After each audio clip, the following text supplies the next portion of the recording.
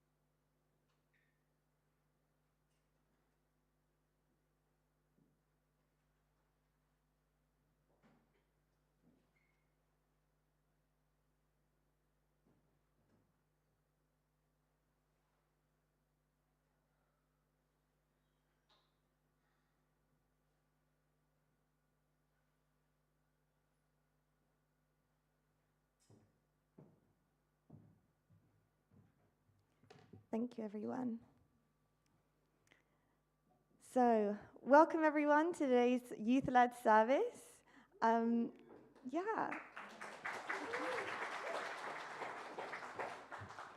So today is a mixture of service that has been led and planned and organized by some young adults in our community, and also a Christmassy themed service.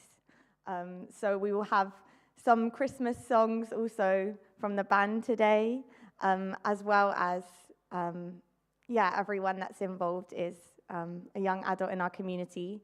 Usually every month we have a service in the back room that you see us scurry away to, but today we've planned it in a way that it's going to function like we have in the back room, but for everyone. So we can all enjoy a flavor of what we experience in the back together. So I would like to invite everyone to rise, and we can have a kyungbae.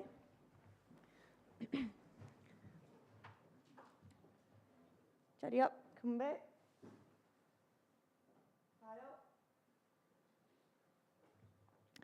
And I will start with an opening prayer. Good morning, dearest Heavenly Father and true parents. Thank you so much for all of the brothers and sisters that are gathered here today, everyone that you've brought to this service, and everyone in our community that makes this place so welcoming and like such a home to each of us. I pray that today we can experience the heart of each other, that we can experience your love through each other and through this service, through our sermon giver, through the music. And I really pray that you can be invited here and be welcomed.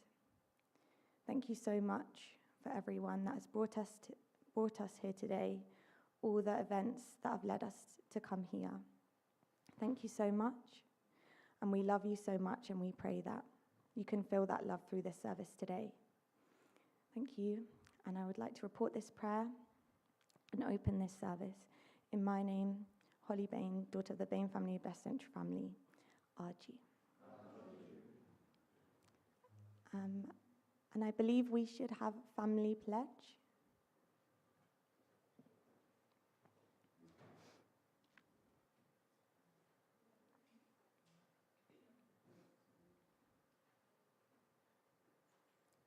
Okay, family pledge number 7. Our family, the owner of Chanoguk, pledges to living for the sake of others, to perfect the world based on the culture of heart, which is rooted in the original lineage by centering on true love. Thank you, everyone. And we will start with some songs now so everyone can remain standing and welcome up the band for today.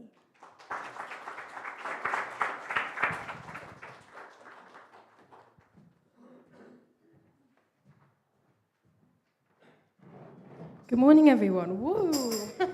Hello. Now you're awake.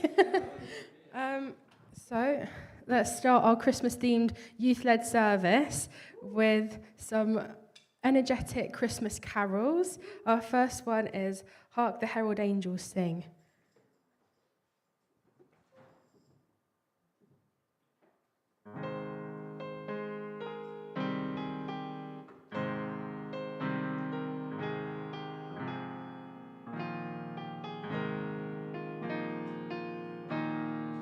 Hark the herald angels sing, glory to the newborn King. Peace on earth and mercy mild, God and sinners reconciled. Joyful all ye nations rise, join the triumph of the skies. With the angelic host proclaim, Christ is born in Bethlehem. Hark the herald angels sing, glory to the newborn King. Christ by highest heaven adored, Christ the everlasting Lord. Late in time, behold him come, offspring of a virgin's womb. Veiled in flesh the Godhead see, hailed incarnate deity. Pleased with us in flesh to dwell, Jesus our Emmanuel. Hark the herald angels sing, glory to the newborn King. Hail the heaven Prince of Peace, hail the Son of righteousness. Light and life to all he brings, risen with healing in his wings. Mild he lays his glory by, born that we no more may die. Born to raise us from the earth, born to give us second birth. Hark the herald angels sing, glory to the newborn King. Lovely. So we'll go to our next song, which is Ding Dong Merrily on High.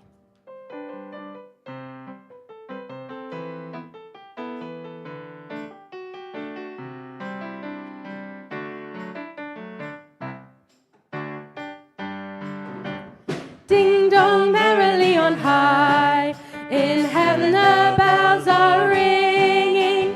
Ding dong verily the sky is riven with angels singing.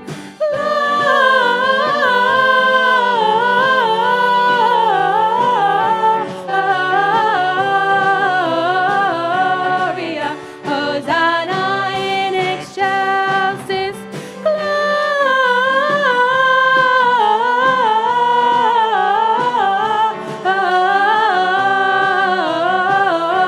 Gloria, Hosanna in excelsis. In so he below. Let's see poor bells be swung and E-O, by priest and people sung in.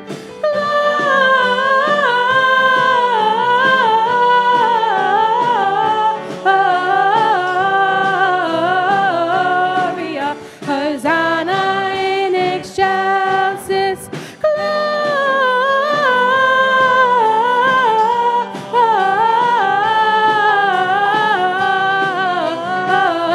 Gloria, Hosanna in excelsis. Pray you dutifully prime your maiden chime, ye ringers.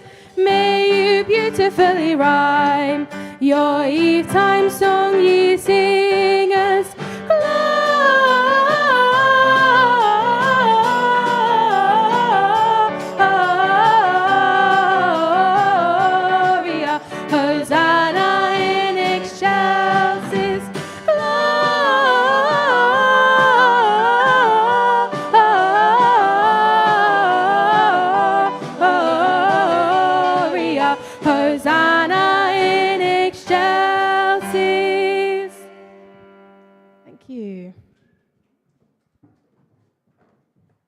thank you to the band. Can everyone please take a seat?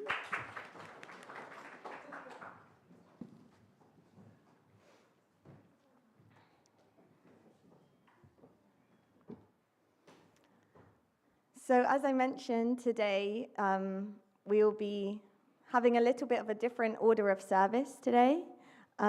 So we will have, for example, our announcements at the end, and we will have some time to also connect more as a community after the sermon. So I thought it would be good for me to introduce myself for those that don't know me. My name is Holly Bain. I am the daughter of Tony and Hildegard Bain. And I'm also the match of Benjamin Okeyi Vicencio, who's sat over there. And just a little bit about me and about my week before we begin. I'm a physics student at UCL, so my week has been a lot of studying. But something that I do at the moment as well is I work part-time at the UCL Observatory. In North London, in Mill Hill, there are 5 telescopes at the UCL Observatory, and I'm a tour guide there, so I do that from time to time, and that was one thing I did this week. I took around a group of Year 12s and Year 13s around the UCL Observatory. If anyone wants to come to the UCL Observatory, it's free to go on a tour. And maybe I could take you around, and I can show you the telescopes. And if it's a clear night, then hopefully you can also look at something in the sky. But it's only 1 in 4 nights or something that's visible, so it's a bit, if you pray enough about it, maybe it'll be clear on the night that you come. Today we will be receiving a sermon from our elder, younger, second-gen brother, Alexander Fortune. And the title is A 6,000-kilometer journey, which sounds very interesting.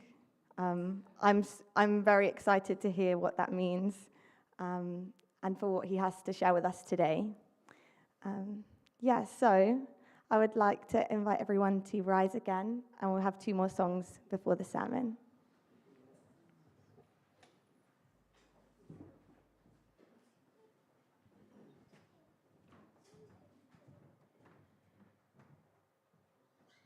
So our next 2 songs before the sermon will be O Come All Ye Faithful and O Holy Night First.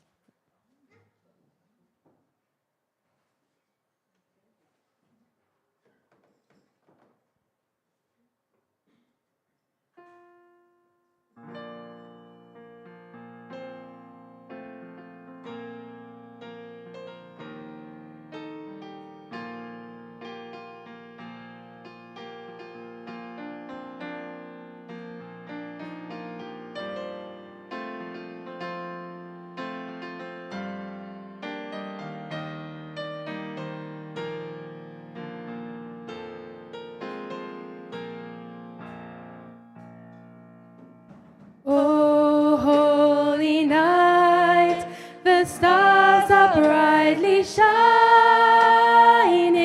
It is the night of our dear Saviour's birth. Long lay the world in sin and error pining, till he appeared and the soul felt its worth. A thrill of hope, the weary world rejoices, for yonder breaks a new and glorious morn. Fall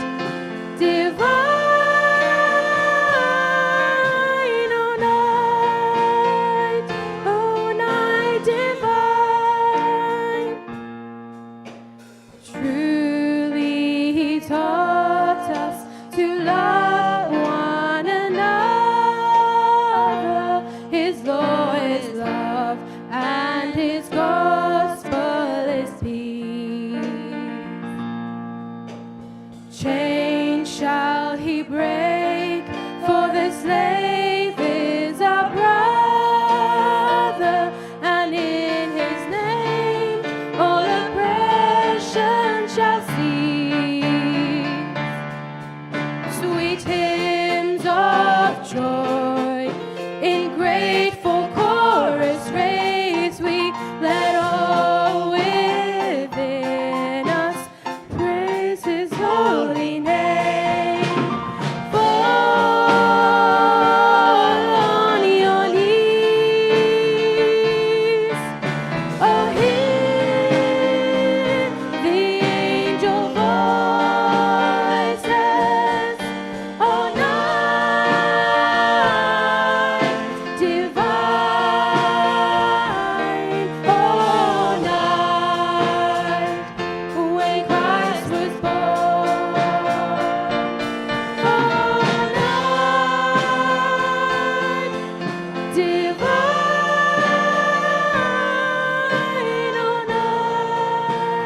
oh night divine.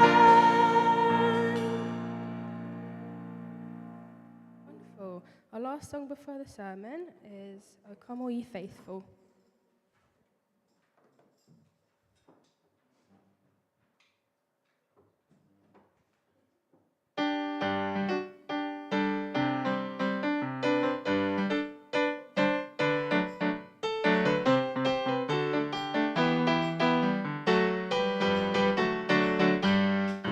Oh, come, all ye faithful, joyful and triumphant. Oh, come ye to Bethlehem. Come and behold him, born the King of angels. Oh, come, let us adore him. Oh, come, let us adore him. Oh, come, let us adore him, Christ the Lord. Sing, choirs of angels, sing in exaltation. Sing, all ye citizens of heaven above. Glory to God, glory in the highest. Oh, come, let us adore him. Oh, come, let us adore him. Oh, come, let us adore him, Christ the Lord. Yea, Lord, we greet thee on this happy morning. Jesus, to thee be all glory given. Word of the Father, now in flesh appearing. Oh, come, let us adore him. Oh, come, let us adore him. Oh, come, let us adore him, Christ the Lord.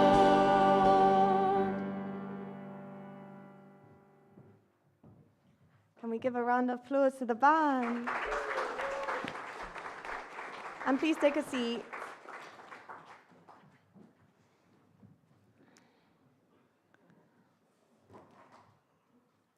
Wow, I really didn't know a lot of the lyrics to a lot of those Christmas songs. Yeah, I don't think I've ever sung Ding Dong Merrily on High before. But yeah, first time for everything. So thank you to the band for that. I'm sure it was also a lot of effort to learn some new songs for today. So thank you so much. And now we will receive our sermon.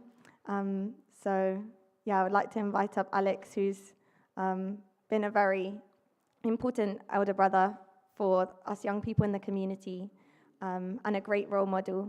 So I'm sure he's got a lot of wisdom and experiences to share with us today. So please invite up Alexander Fortune.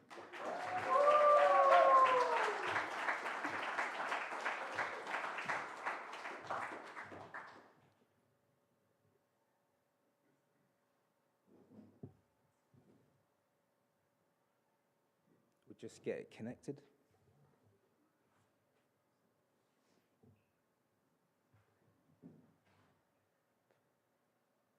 There we go.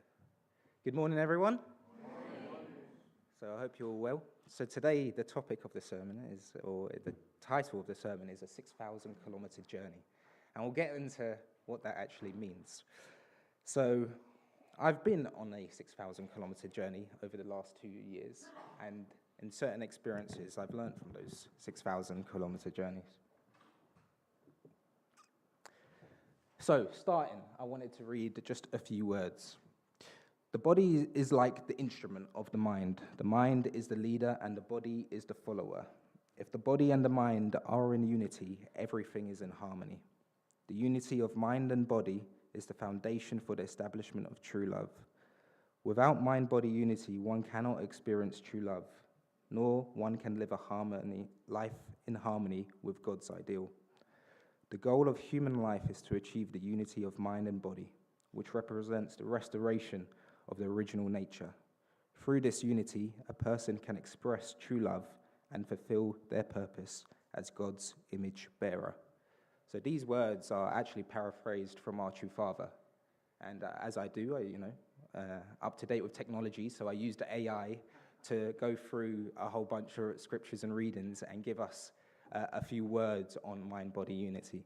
So they're great words, right? And we're brought up in our life all about this physical self and spiritual self, and we're two halves of the coin, but the value comes from the coin as a whole itself. So on my 6,000 kilometer journey, I've been quite focused on the actual physical side of this. But on the physical side of this, what did I learn for the spiritual side? So I'll set the scene. So 2 years ago, as some of you know, I was very much into cycling. I was in endurance cycling. I cycled many years, a long time. I changed jobs. I stopped cycling. I stopped exercising. And what happened? Exactly. My weight started to shoot up. My clarity wasn't there. I wasn't looking after the physical side of me and having, repercussions in, my life as a whole. And 2 years ago, our daughter Eleanor wasn't born yet. She was due in March. And I was like, I'm going to be a dad for the first time. No way am I going to be like an unfit dad. I'm going to be a strong dad. I want to be a fit dad for my child. Not for just my child, but for my life. I want to be there for my family. So I've got to look after myself. And sometimes in those moments, let's call it a low point physically, you have the motivation, the drive to make a change. And as well in our physical lives, sometimes actually that can happen in our spiritual lives. And if you actually take those moments and understand, maybe it's a low point, but actually it can be a change or a turning point. And for me, that happened 2 years ago. And actually the last 2 years have been very different. So I decided I'm going to make a change. And it was exactly two years ago, basically to the date, and like 1 week ago. So how to get started? So I was thinking to myself, well, I'm going to have a kid. I'm going to have less time. How do I get started on this journey of like getting back to myself, getting in good shape, trying to work on that physical side, because it is important. It is a whole half of the coin of our life as a whole. And what did I get into? I got into running. I've always hated running, and probably some of you out there who's known me, I've started suddenly talking about running like a whole lot. So you understand why through this talk. So the first thing I did when embarking on a new topic or something is education. And just like in our spiritual life, we have spiritual ignorance, and how do we overcome that? We have to educate ourselves. True Father gave us a whole bunch of scripture and readings so we can educate ourselves. Just with the spiritual side, we have that with the physical side. I want to start running, but I better educate myself first. If I just get out the door, I'm going to get injured, going to stop. It's not going to really happen. So I started to educate myself. And how do you go about education? You have books, you have resources. I really like podcasts. Podcasts, 2x speed, just download information as quick as possible to try and get as much information as possible. So, what did I learn from my first moments of education? So I didn't even really start running. I started just a little bit, not much. I learned about this thing called the heart rate and developing your engine. So in running, a big part of running is how efficient is your heart at pumping blood around your body. Actually, many of us have no idea that we are we're not aerobically developed. And I went into this understanding of, so how do I become better at this? And you know what the answer was? It was slow down. Like, slow down a whole bunch. You get a heart rate monitor or chest strap, connect it to a watch, and you have a little formula of like 180 minus your age, and there's some variables that you can play with. And it's called a math method. And the idea is actually, you put it on and you track it, and you start running, and straight away, I shoot right over what my limit is. Straight away, I didn't even start moving, so I'm completely over. So what do you have to do? You have to slow right down. And the whole understanding of this is sort of slow and steady, the tortoise and the hare kind of thing. And it kind of happens actually in real life. And with slowing down, sometimes actually in our education or when we're starting off in a new journey, in our spiritual life, sometimes we have to slow down and take it step by step. But you'll see by slowing down what the results are later on. So we have the education. I learned about heart rate and stuff. We're doing divine principle. We're doing some Hyundai. We have different zones of training. So after the education, am I physically fit and healthy? That one half of the coin that I'm trying to improve? Am I physically fit or healthy? Not yet, right? No. So what do you have to do? The practice. You have to take that first step.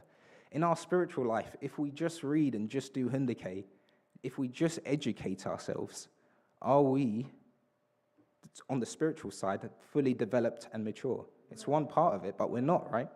It's exactly the same in running, right? I have to take that first step. I have to put it into practice. And the thing about practice, right, in the very beginning is I had motivation. And motivation can be very strong. I just made a 180 switch there on that day, because I was so low, I had motivation. But what's stronger than motivation is actually discipline. So discipline is stronger than motivation. Discipline is the bridge between goals and accomplishment. Discipline is consistent and deliberate effort regardless of factors. So in our life, as we all know, there's different ups and downs and this and that. And in running, there's different seasons, and you might get injured, you might be on some work, there might be other stresses in life. But discipline is about understanding what is the goal here. The goal is actually just to be healthy and happy physically. And the goal in the spiritual side is also to be healthy, happy, and connect the two so we can achieve the various points I laid out in the very beginning. So the practice. So initially when you start off, it's like, okay, I start going out for a jog, and I'm going so slow, really slow here. For me, I'm jogging along, and some old lady, 75 years old, is passing me, and other people are passing me, and I'm like, you know what? I need to be humble to the process. I did the education. The education, there's a lot of facts and figures. It's like, let's just be humble to the process. I need to be humble to myself and go stick with the process, no matter what other people are doing in life. And a lot of the time, anything good in life takes time. And time is a great resource if we can just understand. This is where we come back to going this heart rate method of slow down. That if we can slow down it and take the time and develop slowly. So now with slowing down, what am I actually doing in my running life? I'm building a strong foundation. And you see there's lots of parallels here, right, between our life, physically, but also spiritually. They're very, very connected. So before we can build a great structure, we must first lay a solid foundation. Without a foundation, nothing lasting or meaningful can be achieved. A foundation requires patience, dedication, and vision. So I'm going out and I'm doing my slow runs. And what am I doing? I'm growing that base. And I'm growing it, and I'm growing it, and I'm growing it. And because I'm going so slow, I'm not getting hurt, I'm not getting injured. It feels easy. I come back and I'm like, I could do that again and again. But, I'm running for the next day. And I'm building this foundation slowly, slowly, slowly. And the more I build, now the gradient to get to my goal, let's say to get to MBU, to get to our physical or spiritual peak, the gradient of the first triangle here becomes less. If a gradient's less, it's easier to climb, right? So if I can strengthen that base as much as possible, it's easier to climb up. If I don't develop my base, I can still reach actually a goal in running if you do hard, fast sessions, but the risk and likelihood of getting injured, being burnt out is much higher. And the second I stop, what happens because of the gradient is so steep? I drop off like a cliff. I feel exactly the same in our spiritual life, is that actually if we build the base slow and steady and work on it in our individual lives all the time, constantly developing, we build that strong foundation. Because there will be tough times in our lives and times where it will be difficult and we may fall down a bit, but I would much rather be on that side, falling down at less fast because I've built such a good base that I can get up back to the end goal. If I'm on that side, that's it, I'm off the cliff, and it's so much harder to start up again. So that's really what this education of is, build the base. Now, when you build the base, what happens? You get adaptations. So it's quite funny because actually you look at me 2 years ago, you would have no idea, but my heart is way more efficient. Your body adapts to the stresses that you provide it. And there's good stresses and bad stresses. And what you want to develop is the good stress. And part of that method of go easy, go slow, and continually develop is that adaptation. And so if that's true with running and with physical health, that is also must be true with our spiritual health, that we get adaptations and they come out in different forms along the way. Now, the thing is that we are shaped by our environment. So one thing in my environment, and I'm sure many for you, is we're very sedentary beings. I mean, you're sitting down now, I'm at work, I'm sitting 8 to 10 hours a day, then you're relaxing, sometimes you're sitting.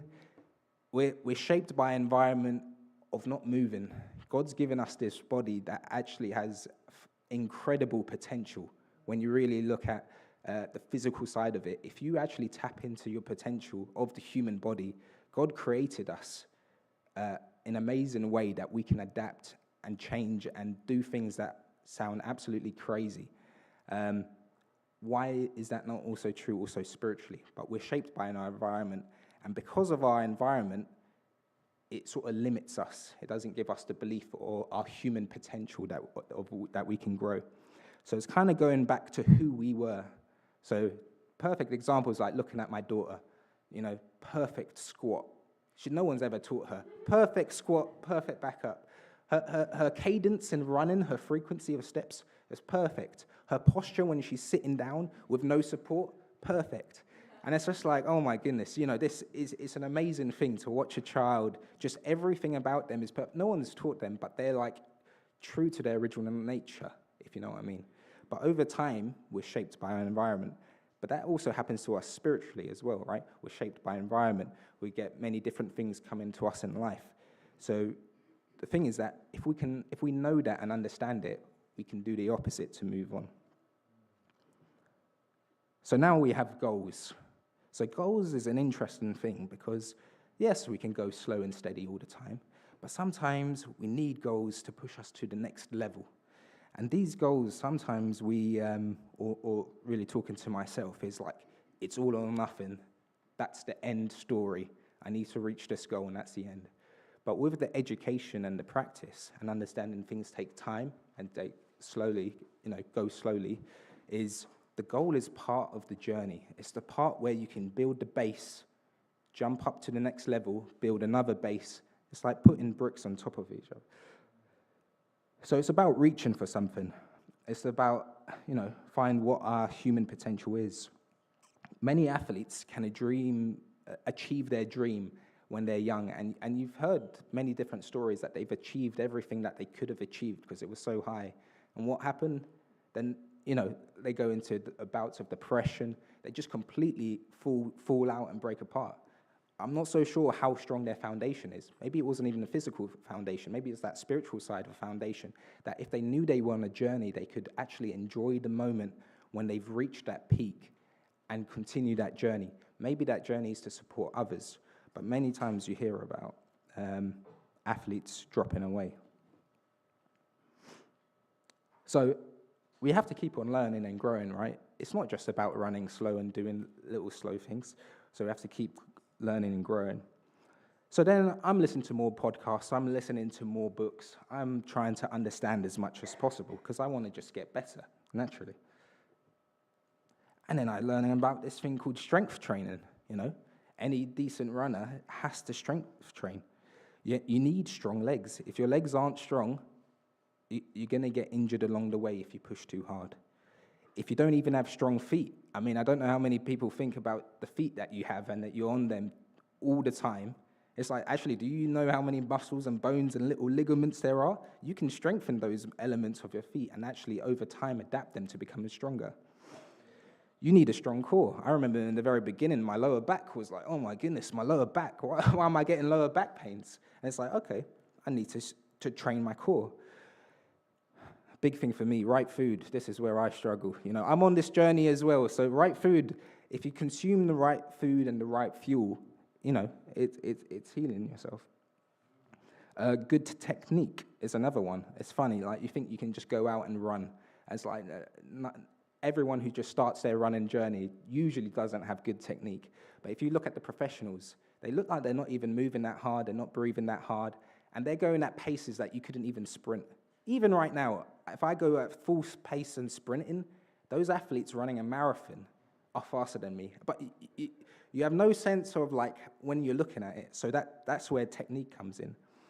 Another thing that's interesting is nasal breathing. So in my journey, I was like, oh yeah, running and just breathing in through my mouth. But actually with nasal breathing, you unlock a whole part of your lower lungs and you can take in a lot more oxygen.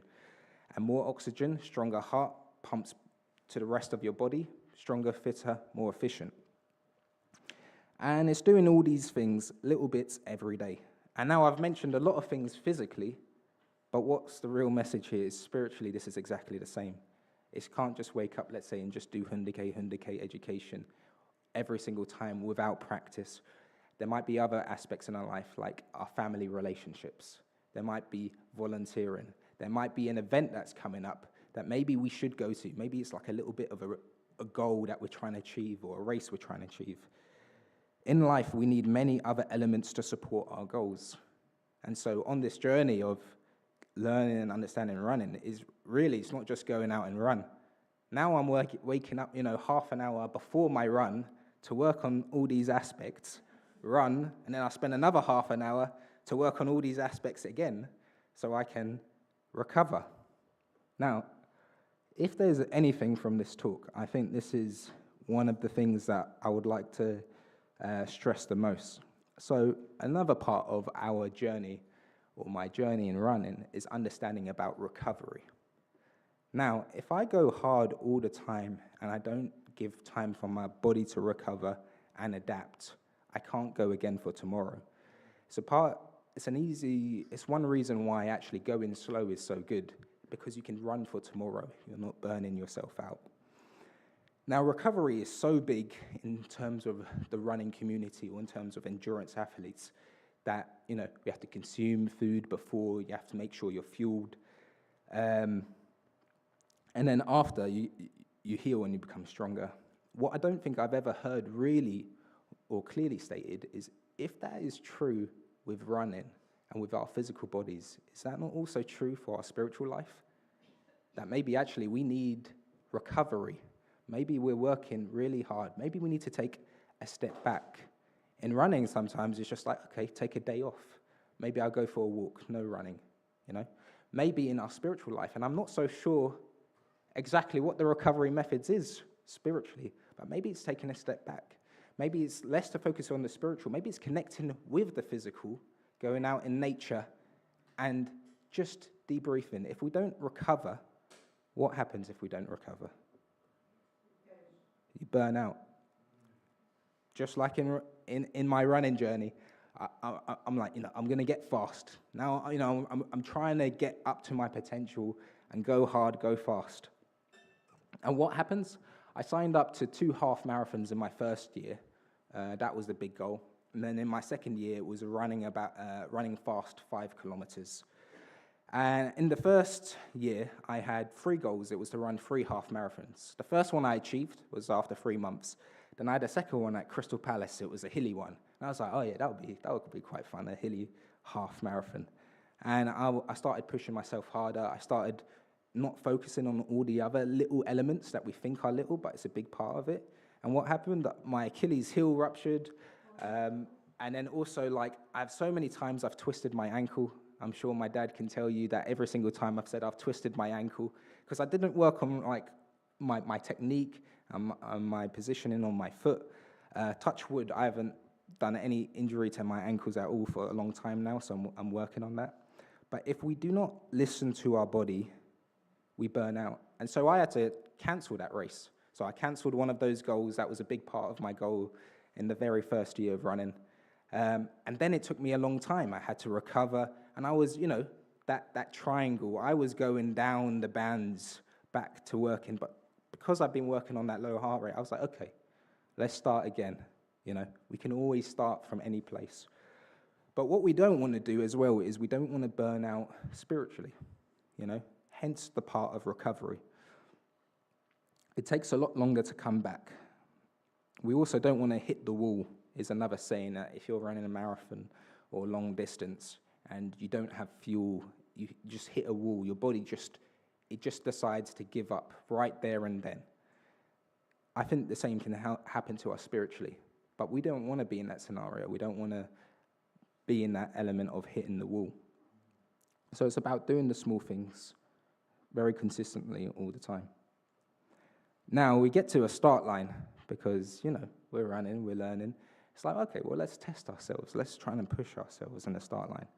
And so I'm there on the start line, whether it's a half marathon. Actually, more recently, in real terms, just a couple of weeks back, I like doing 5K runs at the local park run, where it's great. You get loads of people in the local community. I do it in Non-Such Park, and there's like 700 people. And you hear the whistle, you say 3, 2, 1, go. And then suddenly you're off, and you're running, and you're running. And then I just remember one time I was running, and I was hearing the guy right next to me, and we're like about 500 meters in to a 5K run, and he's absolutely breathing, And there I was thinking, we've just kind of kicked off. I was like, this, you got to run the race you're in. If you're not at that level, you got to back off. It's a long race when you start running fast. Time sort of just slows down when you put yourself under these stresses. So that's where you have to run the race you're in. And I've been that person on another time where I'm like, all right, here we go. And then I'm running. I'm like, oh my goodness, I track my heart rate. And I'm like, wow, I'm hitting levels that I should not be hitting in the first kilometer. I'm going to burn out, and then the rest of the race is not going to go well. So sometimes it's run the race you're in. And to run the race you're in, we just have to look inwards sometimes. We're all at different levels, and it's kind of that connection. As well as run the race you're in, many times I've experienced actually teamwork. Every single time I've got a personal best or a better result is when I did it with others. When I had others around me on the same journey, just like we are here today, we're on this journey. Remember, I'm talking about running, but it's really the spiritual part. The lesson is go with others. Many times I finish and it's like, wow, you really pushed me. Or I congratulate someone else and you pushed me. Or we're in sync together, not a word spoken, and we've going for 1 kilometer. I have no idea who the guy is. And it's like a sense of bond because you've worked at something. And in our spiritual life, we can achieve way more than we think is possible if we go together. When I go by myself and I try to hit the same paces, I'm like, wow, that was difficult, because I usually run by myself. But in these group events, suddenly I'm like, oh, no, it's actually more manageable. Or it's things get taken away and you can focus on things together. Now, there's a thing called the runner's high. And it's quite a hard thing to explain unless you've ever experienced it. But there's moments when you're running and you're out in nature. I like to run really early in the morning. It's just the way I made it work, with a young kid, young family. I don't want to impact them. So, I wake up 4:30 every day and I run at 5. But the beautiful thing, it's almost like a hundecade dedication or meditation. It suddenly becomes more than just running. It's about sort of putting the phone and the tablet away. No one else is out. Everyone's asleep. And I'm out there putting in discipline, putting in the hard work. And you have these moments where you see the sunrise and you're out in nature and you have these sort of very deep, almost spiritual-like experiences when you're out there. And it's quite difficult to say. And just like in running, many of you, I'm sure, have had spiritual experiences. The same thing. It's very difficult to convey to others unless you experience it. However, you don't get those experiences and those moments of pure joy and bliss where nothing's hurting, you're moving at perfect frequency, you feel in touch, you go in hard, but it doesn't hurt, and you feel like God is there, right there with you in that moment. Those breakthroughs do not just happen when you just go out and just start going for a run. They happen after you put a lot of dedication and time into it. And just like in our spiritual life, usually you get those spiritual breakthroughs when you put that time, that dedication, that work behind it. So it's a funny thing, but actually you can experience that same sort of spiritual phenomena, let's say, and it's called a runner's high. And it just reminded me that it's very similar to like a spiritual experience that you may experience. Now, I talked a bit about our human potential. Like God made us in an amazing way that we can have this human potential. This guy his name is David Roche, and he recently won a race in Leadville in America. It's a 100-mile marathon, and 100 miles is 160.934 kilometers. It's a long way, it's a very long way. And there was a record in this race that was set in 2005. He was born in the mountains. He's got one of the highest absorption rates of oxygen ever measured in the world. He was like a beast. And in 2005 was the record. No one's ever set it. This guy comes along, and it was his debut race. He's never run a 100-miler. He's actually never even ran a 50-miler before 2024. But do you know what he had?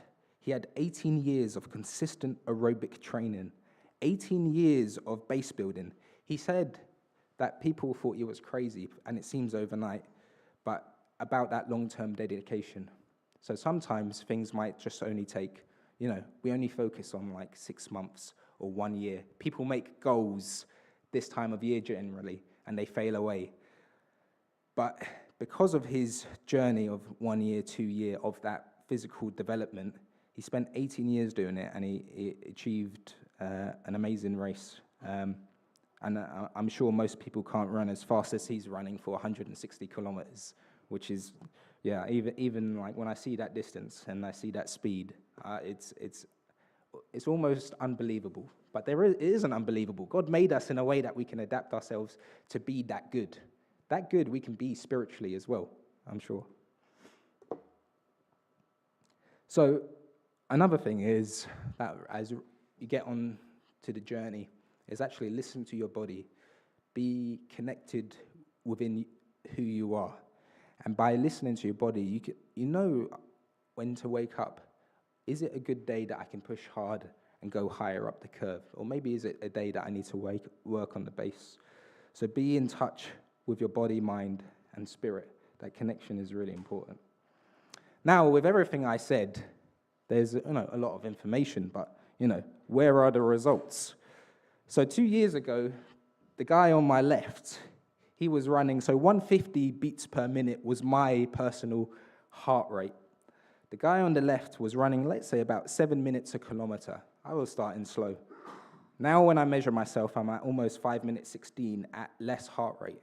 So physically, you can see that for the same effort or less, I'm going 1 minute 40 seconds quicker every single kilometer.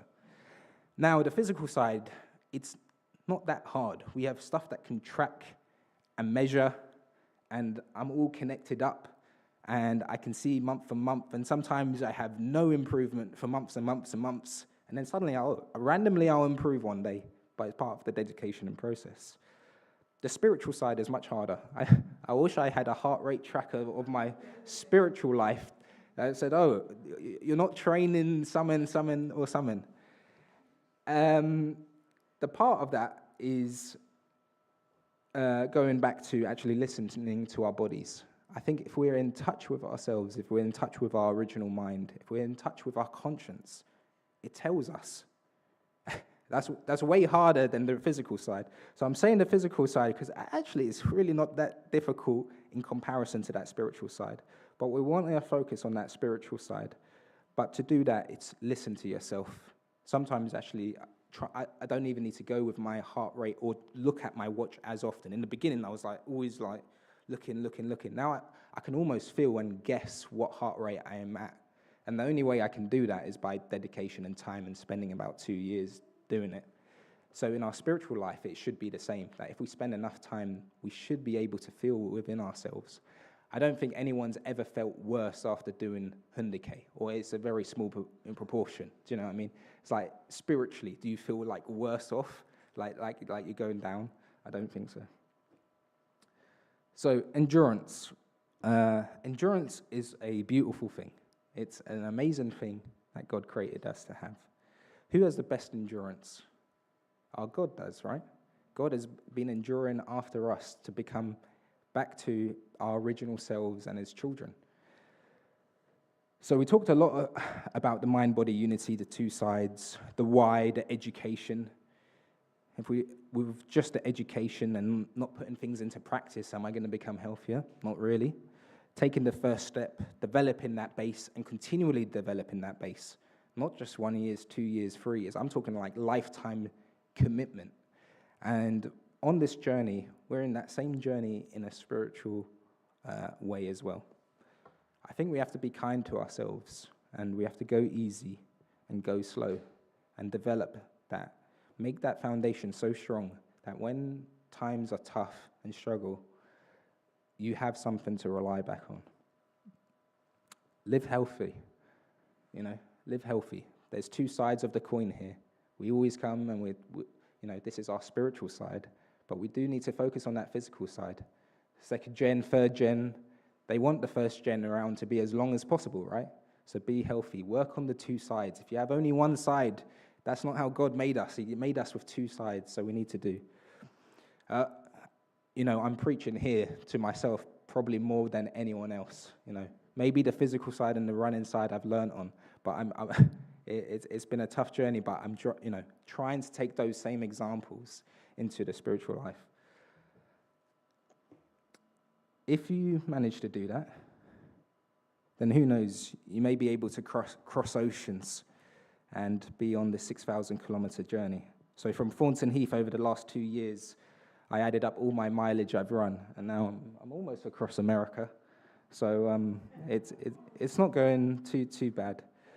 But I think we have a lot of human potential, and physically, but more so, the spiritual side of it. There's two sides of the world, and I hope you can take one of those lessons, especially about recovery, the base building, building that strong foundation, making that angle so shallow that even if something happens, it's almost like there's no impact in your life. Okay, thank you very much. I'd like to offer a prayer.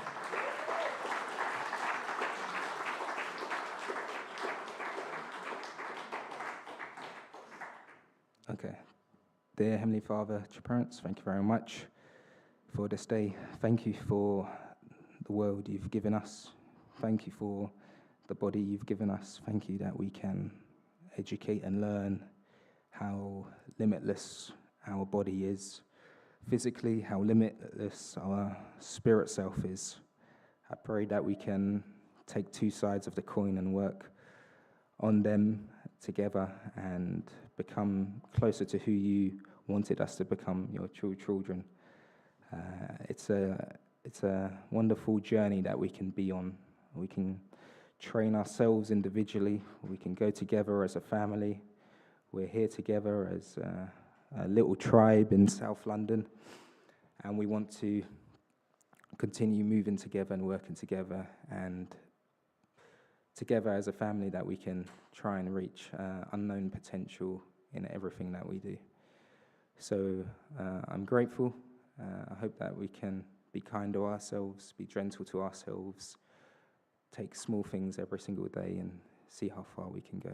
I'd like to report this behalf of Alexander and Miho, blessed central couple, are due.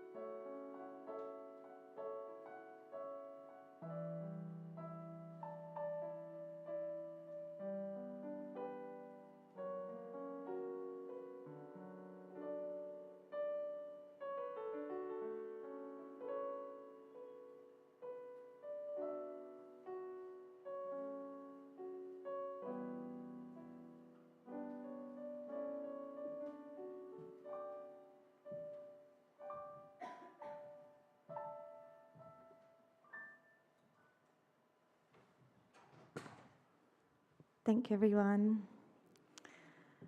Wow, I mean, that was an amazing sermon. Please, can we give it up for Alex again?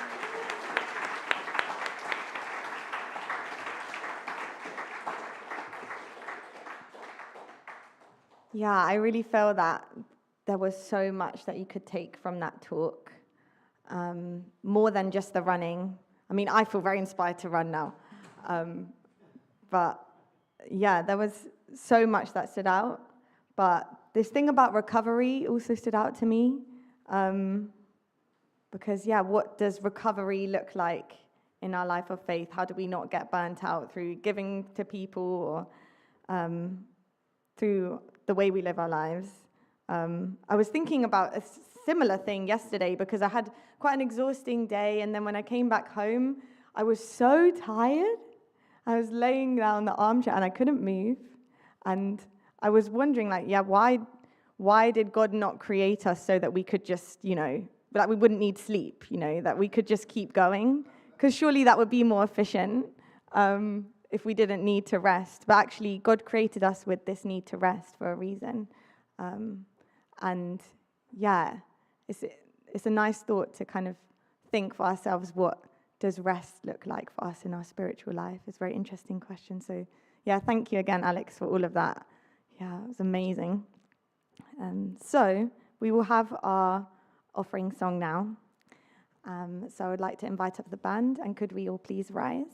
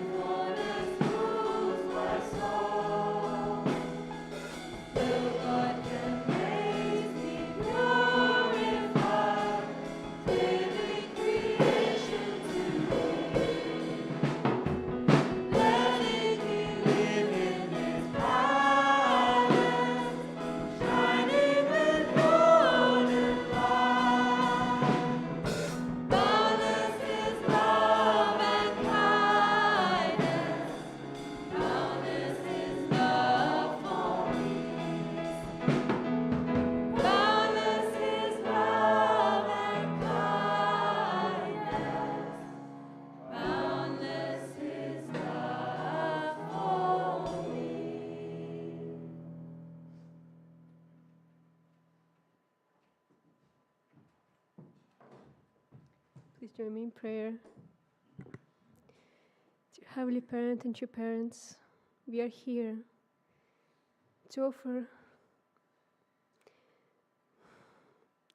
all our thoughts for you, to offer all the works we've done this week, to offer all the love we have for you, to offer all the efforts we've made to become a better brother and sister for each other, to offer all our efforts to become like you. And we are here to build a foundation for you, build a foundation for our children who can happily live in a world full of happiness and love.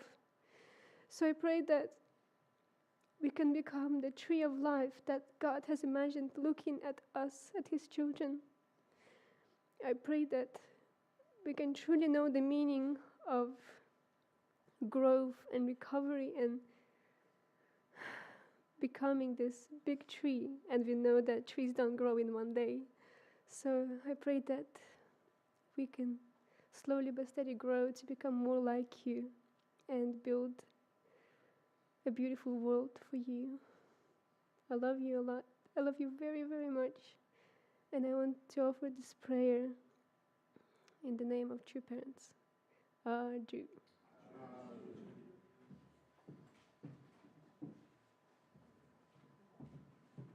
Please take a seat.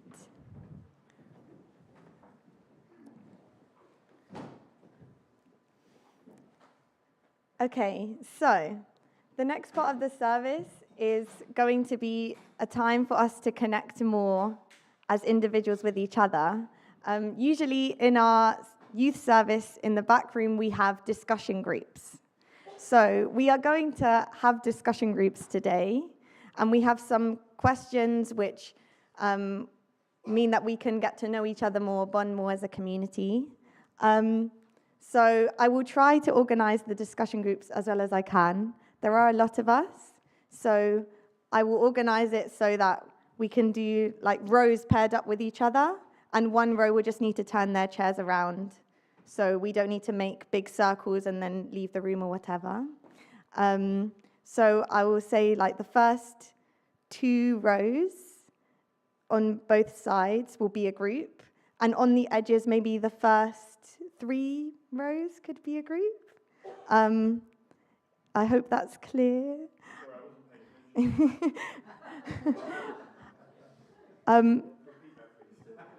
Okay, so we will have discussion groups now, and what we'll do is we'll form groups within our rows, essentially.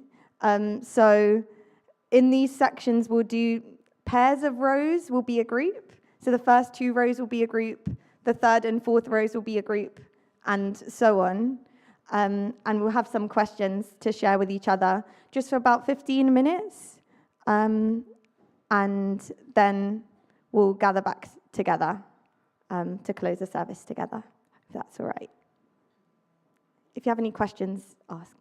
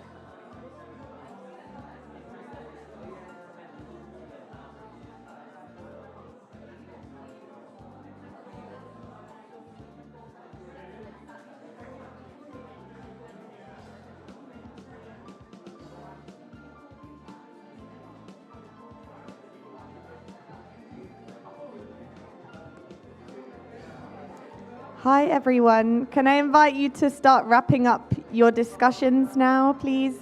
You can finish them after the service.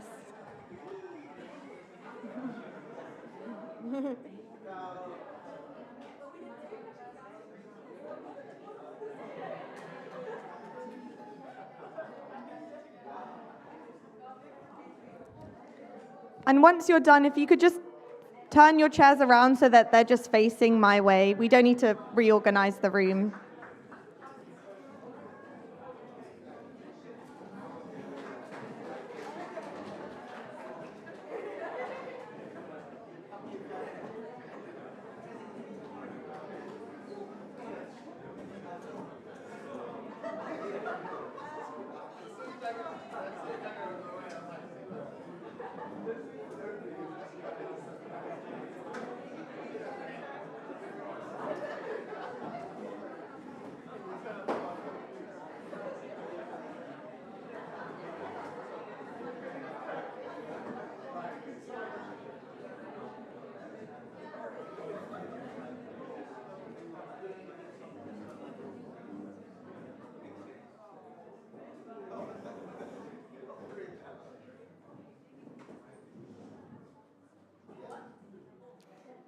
Okay, I hope you all had a wonderful discussion, everyone.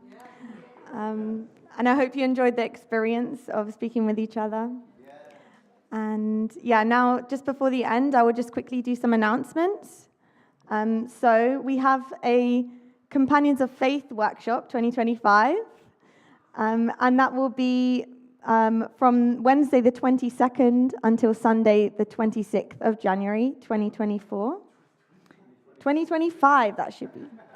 And yeah, there is a chance to register already to start the year with clarity, conviction, companionship, and creativity, and to keep investing.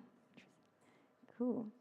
And we also have Rekindle Shimjong 2025, which is Heavenly Top Gun Missionaries workshop in Albania. So that will be from January the 24th to the 27th, 2025. So you're going to have to pick one or the other, because that does clash with the companions. Yeah, half and half, yeah, sure. And so Heavenly Top Gun Missionaries in Europe will host a weekend of prayer, inspiration, and planning in Albania, open to youth leaders and members. Also, registration is open for Blessing 2025. So EUME candidates and family members can now register to join the Blessing. I'll be there.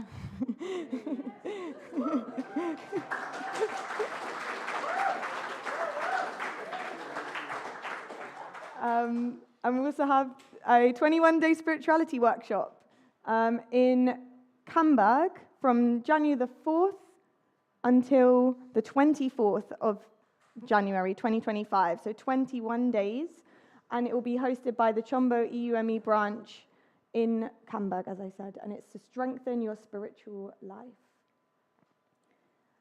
And at the same time as the Blessing, there'll be the palace opening in Chongpyeong, so please register for the opening of the Chonwongun and the Chono Sanctum in next spring. And there's also a youth camp for Palace opening. So there will be a youth camp and performance for the Chonwongun Victory Celebration. So it's open to ages 16 to 40, includes training, performances, and internal education, culminating in a special April celebration performance. So sign up if you'd like to do that.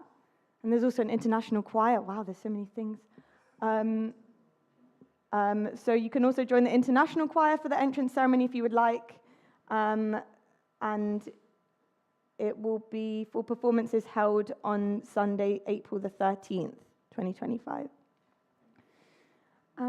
Something exciting coming up, we also have the Ilshim program. It will be for participants from ages 14 to 18 years old and their parents, starting on February the 8th, Saturday, until Saturday the 29th of March. It's an 8-week program designed to have a purity ring at the end and understand the meaning of purity. And there will also be a retreat at the end of it in March for a couple of days. We also have the Nordic Winter Workshop, which will take place from the 27th of December until the 2nd of January 2025 in Finland.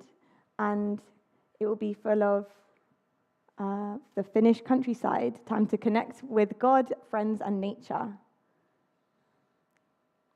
We also have the Harp UK Winter Workshop. And this will also be for ages 14 to 18 and will be held at Livingston House from Saturday, the 28th of December until Thursday, the 2nd of January.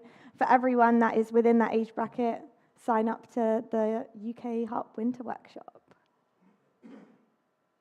And I would like to invite up the pastors now for the benediction.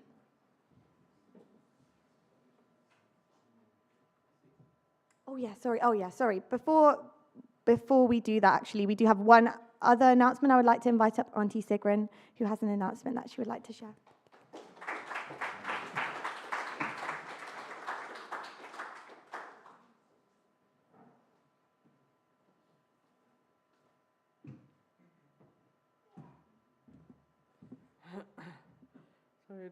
So I want to read out from this sister who asked me to raise money for her because she's quite ill. She's actually from Slovakia, but her husband is Russian, and they lived in Russia before. I think now they live in Slovakia, but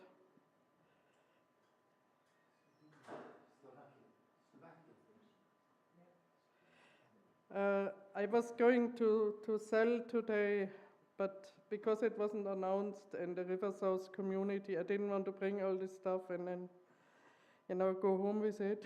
I just can't do that, because I just want to read it up to you that, if you would like to give a donation, any amount, you could give it to me today. And I will send it to her via my bank account. And she's grateful for anything, for any amount. I also, half of it I want to give to Tibor because he has to pay for all this equipment. He's also bedbound since 4 years, and somehow the NHS is not paying for many things. So it's a lot of money, I know, because I'm paying for it, so yeah. I just want to read out about the sister.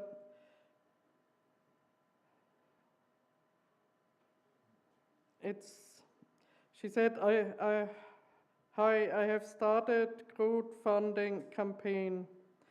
We will be grateful if you can support us and share it with as many people you can.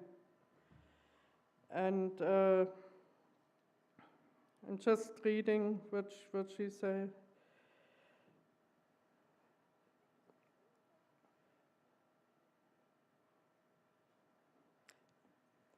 My wife Andrea started a crowdfunding campaign to raise funds to help her fight with fibromyalgia, a nasty chronic condition that causes her a lot of pain.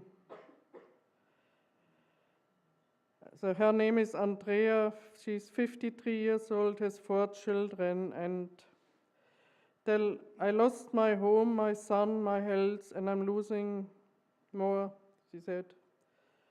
For years, I have been a person who would help others. I even set up an organization for this. So asking for help for myself is really hard. Each night I fear going to bed. I'm afraid of the mornings because they can be unbearable for those suffering from fibromyalgia. I open my eyes and my body is screaming as if I have run a marathon or unloaded rail cars with my bare hands. It feels as if your body is aching from a flu and you're having muscle soreness at the same time, which never stops. Tears often stream down my cheeks. Touching a pillow or my clothes also hurts. Each morning I fight my own body that resists even minor movements. After a few hours, the stiffness will go away. The tendons and ligaments will warm up, mobility will return, and only strong pain will remain, which is usually only partially relieved by an opiate medication. Anyway, I will not read everything, it's too much. But it's just she has to pay basically for her treatments. And it's every treatment is always like 50 euro. And she spends like a lot of money. And they are blessed family, so as well. It's just, I don't know why she sent it to me. I don't know her really. But she sent me a friend request, and then she sent, there was some other communication, but then she sent all of that.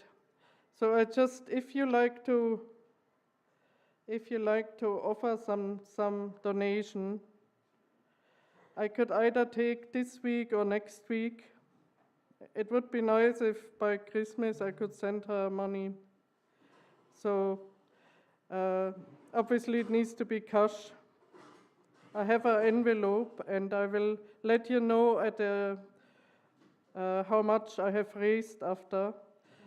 What I want to offer a free lunch to all of you after, not today, but when it's a good date, I will make lunch as a thank you. So for raising this money. So if I would be grateful if you could donate something, whatever much you can. Yeah, thank you anyway.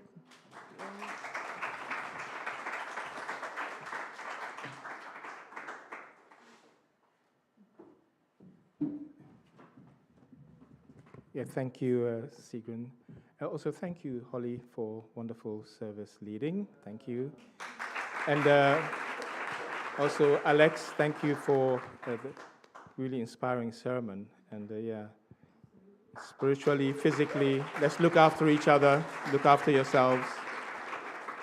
True Mother wants to stay a long time with us, right, on earth. So we have to look after our physical and spiritual lives. Yes, yeah. Alex is very busy. I don't think he can do it every week, but yes, yeah. Yeah, young people, every month, possible? Yeah, we'd like to see you here often. Every week? Every week, yeah? Okay. So where only people going then? So, if you haven't got your your candles yet from the Great Works, and you want to do that, we have them today, and we'll have them next week as well. And the 29th will be the last time we can bequeath the candles. So let me know. We're trying to have a big vigil prayer before the end of the year. Fridays is a good time. If you can come to Livingston House, join in the vigil prayer there on Friday evening, then we want to have at least 40 in the prayer, bring some powerful strength there.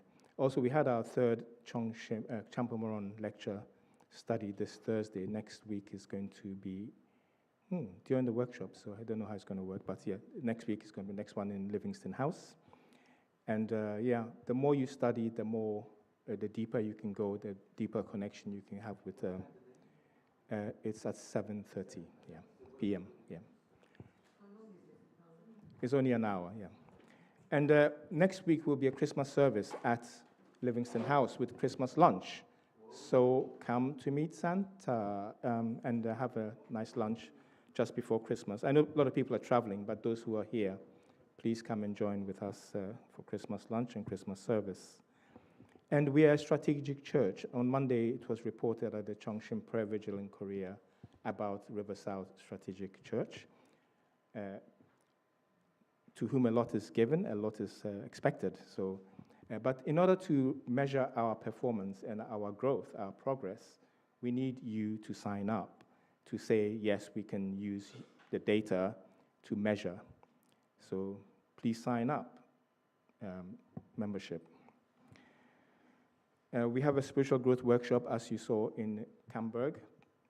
Sign up for that as well if you want to build a solid base spiritually. Yeah, come there and register for. Also register for the blessing.